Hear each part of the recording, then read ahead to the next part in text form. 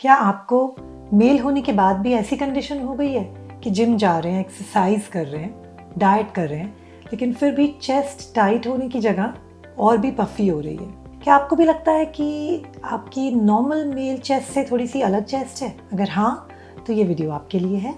मैं हूँ डॉक्टर प्रीति Pandya, plastic surgeon, और इस वीडियो में मैं आपको इन्फॉर्मेशन दूंगी मेल ब्रेस्ट एनलार्जमेंट या गायनेकोमास्टिया के बारे में। गायनेकोमास्टिया होता क्या है, किन कंडीशंस में हो जाता है, कैसे उसको सेफली ट्रीट किया जाता है, और क्या उस ट्रीटमेंट के रिजल्ट्स हैं, कितनी लॉन्जेविटी है, आज हम सब कुछ डिस्कस करेंगे। गायनेकोमास्टिया होता क्या है? गायनेकोमास्टिया है मेल चेस्ट एनलार्जमेंट, जिसमें मेल्स में ब्रेस्ट की, निपल की डेवलपमेंट ऐसे होती है कि थोड़ा सा फेमिनिन या फीमेल टाइप ऑफ ब्रेस्ट की अपीयरेंस हो जाती है। इसके क्या रीजंस हैं? आपको लगता होगा ये बहुत ही रेयर कंडीशन है। नहीं, ये आजकल तो बहुत ही कॉमन हो गई है। टीनेजर्स में, अर्ली 20s में, 30s में, फॉर दैट मैटर अगर ओबेसिटी है तो एक ओल्डर एज में भी बहुत ही ज़्यादा कॉमन हमें नज़र आता है आजकल। ये गायनेकोमास्टिया किन किन रीजन से हो जाता है? So let's just understand one thing. The most common cause of gynaecomastia is idiopathy, which means there is no reason कि आपको क्यों हो रहा है और किसी और को क्यों नहीं हो रहा है। It can be because of anything. Number 2, genetic reasons होते हैं। नंबर 3, हार्मोनल इम्बैलेंस होता है जो प्यूबर्टी के आसपास प्ले अराउंड करता है। इन केसेस में कभी कभी अपने आप भी रेजोल्यूशन आ जाता है। Number 4, there are some drugs, some medications which can cause enlargement of male breasts. Number 5, steroids. Gym supplements में या अदरवाइज किसी मेडिकल कंडीशंस में लिए हुए स्टेरॉइड्स भी आपको एक फेमिनिन ब्रेस्ट की अपीयरेंस दे सकते हैं। नंबर 6, कुछ रेयर कॉजेज होते हैं जैसे कि मैलिग्नेंसीज यानी कि कुछ कैंसर्स, जो ज़्यादातर ओल्डर एज में एक रीज़न बनते हैं गायनेकोमास्टिया का। अगर हम टाइप्स ऑफ गायनेकोमास्टिया की बात करें तो मेनली 2 तरह के होते हैं। फैटी गायनेकोमास्टिया, जिसे हम सूडो गायनेकोमास्टिया कहते हैं, और ग्लैंडुलर गायनेकोमास्टिया। फैटी गायनेकोमास्टिया में मेनली फैट डिपॉजिट होती है, जिसकी वजह से एक फेमिनिन ब्रेस्ट शेप आपको नजर आती है मेल चेस्ट पे। Glandular gynaecomastia is actually a true gynaecomastia. ये वो है जिसमें ग्लैंड इंक्रीज हो जाता है आपका, जिसकी वजह से आपको एक फेमिनिन ब्रेस्ट शेप नजर आती है।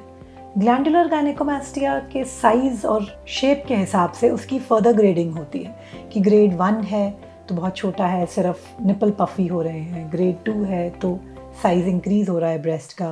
ग्रेड 3 है तो एक फेमिनिन शेप आ रही है, एक थोड़ा झुकाव है, सैगीनेस है ब्रेस्ट में। और ग्रेड 4 है तो प्रैक्टिकली ये देखने में फीमेल ब्रेस्ट जैसा ही दिखता है। गायनेकोमास्टिया की ट्रीटमेंट क्या होती है, ये बहुत ही कॉमन सवाल है। क्या ये अपने आप ठीक हो जाता है, ये भी पूछा जाता है। सो जो सूडो गायनेकोमास्टिया होता है, मतलब जिसमें कि फैटी डिपॉजिट ज़्यादा हैं और ग्लैंड एक प्रोमिनेंस नहीं है, वो ज़रूर से अपने आप ठीक हो जाता है अगर वेट लॉस हो जाता है। अब आते हैं हम ट्रू गायनेकोमास्टिया पे। ट्रू गायनेकोमास्टिया में ग्लैंडुलर एनलार्जमेंट होती है, यानी कि ग्लैंड खुद से बड़ा हो जाता है। उस केस में वो सिर्फ सर्जरी से ही रिमूव किया जा सकता है। सर्जरी के क्या क्या तरीके होते हैं? नॉर्मली एक लाइपोसक्शन और ग्लैंडुलर एक्सिजन, ये एक यूजुअल प्रोसीजर कॉम्बिनेशन है जो हम यूज़ करते हैं। ग्लैंडुलर एक्सिजन इसलिए कि जो एक्स्ट्रा ग्लैंड है वो एक आप पूरा रिमूव कर सकते हैं। लाइपोसक्शन इसलिए कि जो रेस्ट ऑफ द चेस्ट है उसकी एक अच्छी कॉन्टूरिंग हो जाए, तो एक अलग से पैची सर्जरी ना लगे सिर्फ ग्लैंड निकाल के। क्या सबको लाइपोसक्शन चाहिए? नहीं, अगर बहुत थिन है, फैटी डिपॉजिट नहीं है, तो उसके बिना भी काम चल सकता है। क्या हम सिर्फ लाइपोसक्शन से भी ग्लैंड निकाल सकते हैं? हाँ, प्योर लाइपोसक्शन से भी कभी कभी हम एक सॉफ्टर बिगर ग्लैंड निकाल सकते हैं, but most of the times हमें एक्सरसाइज करके प्रॉपर ग्लैंड निकालने की ज़रूरत पड़ती है। How to know whether you are the right candidate for surgery?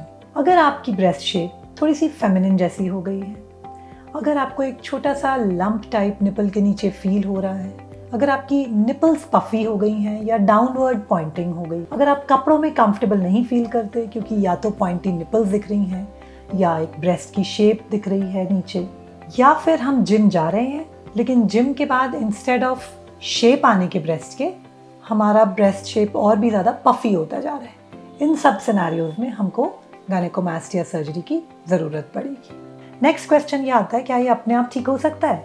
Surgery कैसे कैसे हो सकती है? Surgery local anaesthesia with sedation में होती है या सर्जरी जनरल एनेस्थीसिया में होती है? ये डिपेंड करता है आपके कंफर्ट पे। सर्जरी के बाद आप घर जा सकते हैं कुछ ही घंटों में। एक प्रेशर गारमेंट आपको पहनना होता है, एक प्रेशर वेस्ट टाइप होती है, जिसको हम अराउंड 8 to 10 वीक्स तक आप पहनेंगे तो हम वो ज़्यादा प्रेफर करते हैं। फ़ायदे क्या होते हैं उसको पहनने के? पेन रिलीफ होती है, अच्छा कंप्रेशन होता है, तो ब्लीडिंग की, जो कि सेकेंडरी ब्लीड है, ऊज की, इन सब की जो रिस्क है वो काफ़ी कम हो जाती है। प्रेशर से आपको एक अच्छा चेस्ट शेप भी मिलता है। थोड़ी सी रिस्ट्रिक्शंस जो हैं वो हम आपके ऊपर ज़रूर डालते हैं post procedure. Within first week थोड़ा सा रिलैक्स लाइफस्टाइल रखेंगे, बहुत वेट लिफ्टिंग वगैरह नहीं हम अलाउ करते हैं। अनदर 6 to 8 वीक्स तक हैवी एक्सरसाइजेज हम मना करते हैं। एक बार ये टाइम निकल जाता है, शेप अच्छा सा आ जाता है, उसके बाद you can go back to your gym with more confidence, a better looking appearance. अगर आप भी अपनी चेस्ट की शेप को लेके अनकंफर्टेबल फील करते हैं या आपको लगता है कि जैसी शेप होनी चाहिए वैसी नहीं है क्योंकि ये गायनेकोमास्टिया है, तो गायनेकोमास्टिया सर्जरी एक सेफ ऑप्शन है। आप उसके लिए प्रॉपर प्लास्टिक सर्जन से कंसल्टेशन लेके डिटेल्स डिस्कस करके प्लान कर सकते हैं। आपके कुछ सवाल अगर मुझसे हैं तो आप बिल्कुल कमेंट्स में डाल सकते हैं। Me and my team will try our best to reply. Thank you for watching. Please like, share and subscribe our channel.